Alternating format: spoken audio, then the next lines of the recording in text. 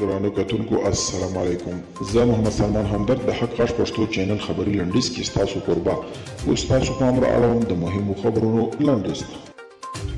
طالبان وايي د ستونزې د حل یوازینۍ لار پیاوړی مرکزي او خپلواک نظام جوړېدل دي. د طالبانو مرستیال او د قطر دفتر مشر ملا عبدالغني برادر له افغانستان د سیاسیونو سره ناسته کې ویلي چې د یو خپلواک او مرکزي نظام لپاره باید ټول لوري د خودخواهي شخصي منافعو تیر شي څو بې باوري له منځه لاړه سي.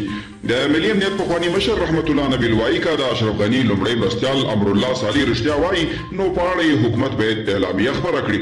والنسکي وایي که امریکا کې کرونا بیا په یو وبا د بدلیدو په حال کې ده. د امریکا په متحده ایالاتونو کې د ناروغۍ د کنټرول او وقایي مرکزونو مشر وایي په امریکا کې کرونا ویروس د ناواکسین شویو کسانو له کبله بیا په یو وبا د بدلیدو په حال کې دي. او عبدالله وایي طالبانو ته په خطاب کې ویلي چې کامل صلاحیت لرو له دې فرصته باید پوره استفاده وشي.